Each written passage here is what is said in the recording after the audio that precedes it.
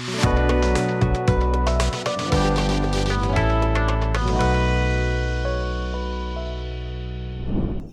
అనేది చాలా తక్కువ ఉండడం వల్ల అండ్ వాళ్ళు సరిగా చేయకపోవడం వల్ల అది ఫెయిల్ అయిపోయింది. తర్వాత మళ్ళీ 2022లో ఆగస్టులో వీళ్ళ దగ్గరికి వచ్చి చేయించుకున్నాను. వీళ్ళ దగ్గరకు వచ్చే ముందర వీళ్ళ ఇన్స్టాగ్రామ్ పేజ్ కానీ యూట్యూబ్లో కానీ మీ వీడియోస్ వీళ్ళు ఆల్రెడీ టెస్టిమోనియల్స్ అయ్యి చూసి కన్ఫర్మ్ చేసుకొని వీళ్ళ దగ్గరకు వచ్చాను. వీళ్ళ దగ్గర అవుట్పుట్ బాగుందని అనిపించింది. సో వీళ్ళ దగ్గర ప్రొసీడ్ అయ్యా. ఇప్పుడు ఆల్మోస్ట్ 8 months అయింది. I'm satisfied with the output which I got. Density బాగా వచ్చింది. డెన్సిటీ గురించి నేను మెయిన్ భయపడ్డాను. ఎందుకంటే చాలామంది బయట హెయిర్ ట్రాన్స్ప్లాంటేషన్ చేస్తున్నారు కానీ ఏదో కవర్ అవుతుంది అన్నట్టుంది. బట్ డెన్సిటీ మాత్రం రావట్లేదు. బట్ ఇక్కడ ఏంటంటే డెన్సిటీ కూడా చాలా బాగా వచ్చింది.